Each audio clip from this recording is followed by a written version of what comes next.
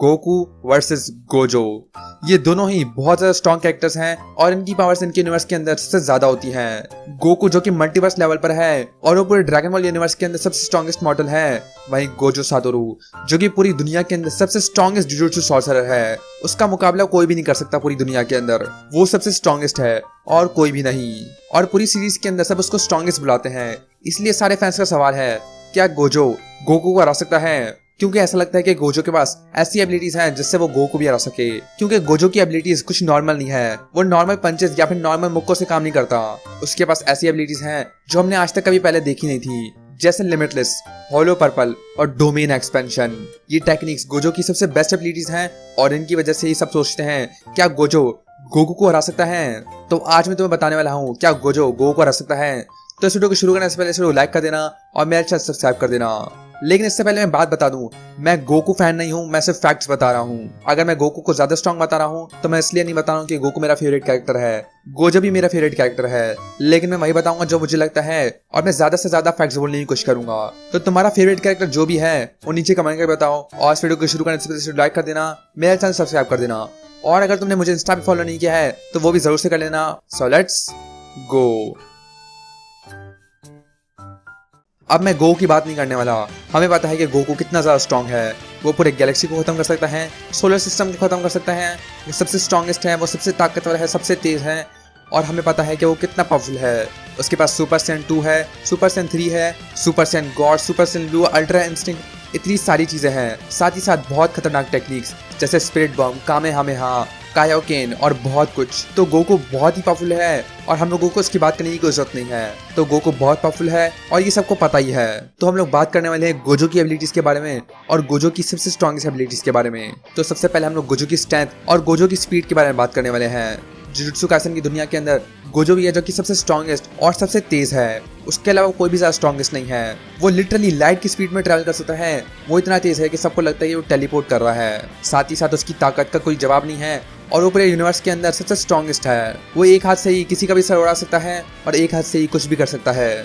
उसकी पावर का कोई जवाब नहीं है। लेकिन गोकू के मुकाबले ये कुछ खास नहीं है, क्योंकि गोकू उसके मुकाबले बहुत ही ज्यादा स्ट्रॉन्ग है। मतलब गोकू बहुत ही ज्यादा स्ट्रॉन्ग है, स्टूपिडली बहुत ज्यादा स्ट्रॉन्ग। गोकू ड्रैगन बॉल जी के एंड पर ही सुपर सैयन 3 बन चुका था और उससे ही उसने पूरी दुनिया को हिला दिया था। ड्रैगन बॉल सुपर के अंदर तो वो और भी खतरनाक बन चुका था जब वो यूनिवर्स को खत्म करने वाला था सिर्फ अपने पंचेस की मदद से। और जब उसने अल्ट्रा इंस्टिंक्ट पाया तो उसने नथिंगनेस को हिला दिया, जो कि बिल्कुल एक अनलिमिटेड वॉइड है जिसके अंदर कुछ भी नहीं है। मतलब नथिंगनेस को गोकू ने हिला दिया था सिर्फ अपनी पावर के बलबूते पर। तो गोकू की स्पीड तो बहुत ही खतरनाक है, क्योंकि गोकू ने हिट की टाइम स्किप को ही सरपास कर लिया था। मतलब उसने टाइम को ही सरपास कर लिया था। और तुम्हें याद है जब ड्रैगन बॉल सुपर के अंदर हिट वर्सेस जीनन लड़ रहे थे तो हिट ने जीनन को टाइम में बंद कर दिया था, या फिर उसने ऐसी कोई पॉकेट डायमेंशन में उसको बंद कर दिया था जीरन को। एक ऐसी पॉकेट डायमेंशन जहाँ पे टाइम नहीं गुजरता, लेकिन जीरन उसमें तब भी हिल पा रहा था। और सुप्रीम काय बोलता भी है कि जीरन ने टाइम को ही सरपास कर लिया है।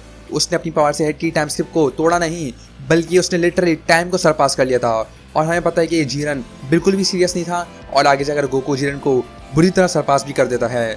तो गोकू बहुत ज़्यादा स्ट्रॉन्ग है और वो बिल्कुल टाइम के ऊपर है। तो गोजो की स्पीड और गोजो की स्ट्रेंथ उसके सामने कुछ भी नहीं करने वाली है। लेकिन गोजो की खास बात है उसकी एबिलिटीज और वो है लिमिटलेस, होलो पर्पल और डोमेन एक्सपेंशन। सबसे पहले बात करते हैं लिमिटलेस के बारे में। लिमिटलेस बिल्कुल गोजो के आर्मर की तरह काम करता है। जब तक उसकी लिमिटलेस एक्टिवेट है उसको कोई भी हाथ नहीं लगा सकता। उसकी लिमिटलेस बहुत ही खतरनाक है और उसकी लिमिटलेस की वजह से उसको कोई भी हाथ नहीं लगा सकता और उसको कोई भी अटैक डैमेज नहीं कर सकता। और यही है गोजो की मेन एबिलिटी, जिसकी वजह से वो सबसे स्ट्रॉन्गेस्ट है। लेकिन ऐसा नहीं है कि लिमिटलेस के आसपास जाना बिल्कुल नामुमकिन है, क्योंकि ऐसे बहुत बार हुआ है जब गोजो की लिमिटलेस को भी तोड़ दिया गया था और इसको बुरी तरह मार दिया गया था। जैसे जब टोजी गोजो को मार देता है तो उसकी लिमिटलेस को तोड़ देता है अपने वेपन की मदद से, जो कि टाइम स्पेस को तोड़ने के लिए बना था। और उसकी मदद से उसने गोजो को मार दिया था और गोजो वहीं पे मर गया था। और माहोरागा से लड़ते वक्त उसने अपना हाथ भी खो दिया था और जब उसका गार्ड डाउन था तो केंजाकू ने उसको सील भी कर दिया था। तो गोजो की लिमिटलेस एबिलिटी बहुत खतरनाक है, लेकिन ऐसा नहीं कि उसकी टेक्निक को तोड़ना बहुत ही मुश्किल है। गोजो की लिमिटलेस एबिलिटी टाइम स्पेस में एग्जिस्ट करती है। उसको जो भी छूने की कोशिश करेगा उसकी स्पीड बहुत ही कम हो जाएगी और वो उसको छू भी नहीं पाएगा, क्योंकि गोजो की लिमिटलेस एबिलिटीज इन्फिनिट नंबर से बनी हुई है और इसलिए सब इसको बोलते हैं इन्फिनिटी। लेकिन ऐसा नहीं कि ड्रैगन बॉल कैरेक्टर्स इसको तोड़ नहीं सकते, क्योंकि ये स्पेस टाइम के अंदर है और ड्रैगन बॉल के अंदर ऐसा बहुत बार हुआ है कि पूरा टाइम स्पेस ही टूट गया था। जैसे जब वो हाइपरबोलिक टाइम चेम्बर के अंदर फंस गया था तो उसने सिर्फ चीख कर ही वहां से बाहर निकलने का रास्ता बना लिया था और पिकोलो बोलता भी है कि ये उसने अपनी की से बनाया था। गोकू हिट से लड़ते हुए उसकी टाइम स्लिप को तोड़ देता है, जबकि वो दूसरे डिमेंशन के अंदर थे। वहीं ड्रैगन बॉल सुपर ब्रॉली के अंदर गोजिटा और ब्रॉली अपने पंचेस से ही पूरे डायमेंशन तोड़ रहे थे। या तो गोकू ऐसा भी कर सकता है कि वो इंस्टेंट टाइम यूज करके सीधा गोजो के अंदर ही घुस जाए, लेकिन शायद इसकी जरूरत पड़े क्योंकि गोकू बहुत ही ज्यादा तेज है और उसको बस अपनी फुल स्पीड में जाना है और गोजो को एक पंच मारना है और गोजो वहीं पे मर जाएगा। और अगर हम लोग सोचें कि गोकू उसके सामने कुछ भी नहीं कर पाता, मतलब लिमिटलेस की वजह से गोकू गोजो को टच भी नहीं कर पाता, तो गोकू पूरे प्लैनेट को ही डिस्ट्रॉय कर सकता है और गोजो वहीं पे मर जाएगा।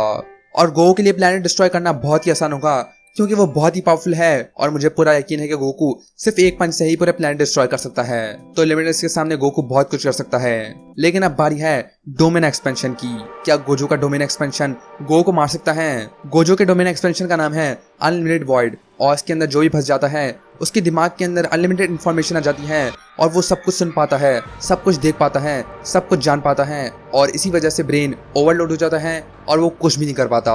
अगर गोकू इसमें फंस गया तो वो उसमें मर सकता है। अगर गोकू इसमें फंस गया तो वो मर सकता है क्योंकि अगर वो इसमें फंस गया तो उसमें कुछ भी नहीं कर पाएगा और गोजो उसको मुक्के मार मार के उसको मार देगा।